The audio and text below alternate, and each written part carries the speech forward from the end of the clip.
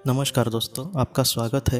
Eric मेडहस नाम का एक लड़का दोस्तों जिसने सुसाइड किया था और इस दुनिया से जाने के बाद उसके माँ ने उससे संपर्क किया ऑटोमेटिक राइटिंग के ज़रिए, जिसका नाम एलिसा था। और उसने जो भी संदेश कहे हैं एरिक ने अपने माँ को, उसको हम देखने की कोशिश करी है।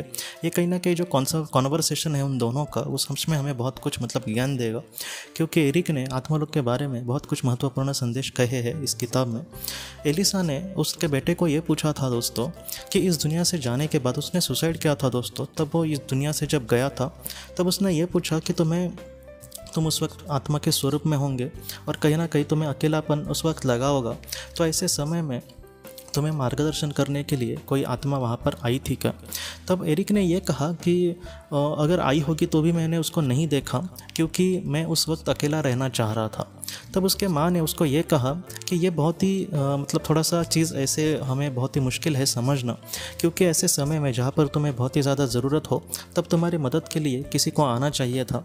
तब एरिक ने यह कहा कि मुझे अभी ये पता चल रहा है माँ कि अगर मुझे उस वक्त मदद की सच में ज़रूरत थी या फिर मेरी इच्छा थी मदद की, तो ऐसे समय में मुझे बहुत ही अच्छे से वो मदद की जा सकती थी।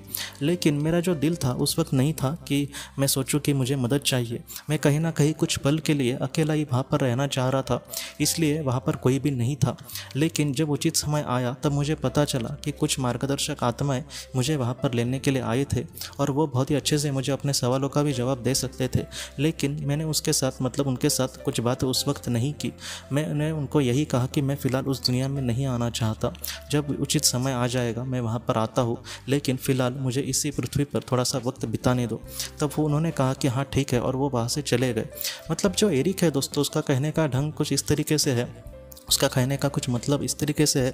वह हमें यह कहता है कि जहाँ पर उस आत्मा को अगर किसी चीज़ की ज़रूरत लगी, जैसे कोई आत्मा हो और वो अकेलेपन से गुजर रही हो, या फिर उसको ये लगे कि उसको बहुत ही ज़्यादा मदद करने की किसी की आवश्यकता है। जैसे हम किसी एक नए शहर में चले गए, वहाँ पर कोई भी नहीं है, हमें कुछ भी समझ नहीं आ रहा, तो ऐसे समय में अगर हमारी इच्छा हो वहाँ पर कोई हमें मदद करे, तो उस तरीके से जो आत्माएँ हैं वो हमें मदद करने के लिए आ सकती है।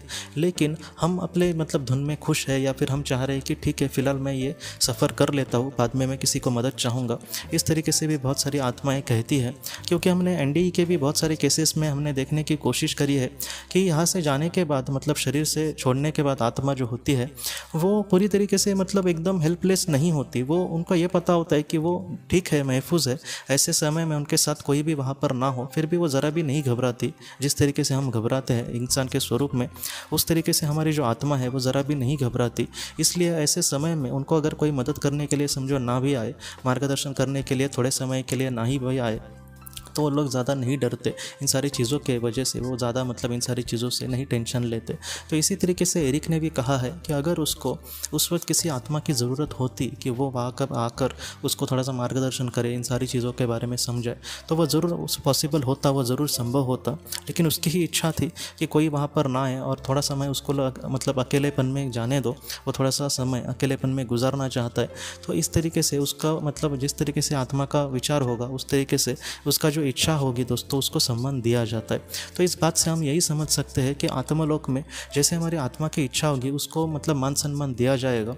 वो जितना वक्त गुजारना चाहे पृथ्वी पर, तो उसको उसका वक्त दिया जाएगा। हाँ, उसको बाद में ज़्यादा ही वक्त लगा समझो, तो उसको समझाने के लिए कुछ आत्माएं ज़रूर आती है। लेकिन फिर भी जिस तरीके से आत्मा होती है, उसको एकांत अगर चाहिए हो तो उस तरीके से उसको सम्मान दिया जाता है दोस्तों। तो इसके अगले भाग में भी एरिक ने जो भी महत्वपूर्ण संदेश कहे अपने माँ से या फिर हम सब से, उसको हम देखने की कोशिश करेंगे दोस्तों। तो दोस्तों, हम अपनी अगली वीडियो में मिलते हैं। तब तक आप अपने परिवार का ख्याल रखना। आपका बहुत बहुत धन्यवाद।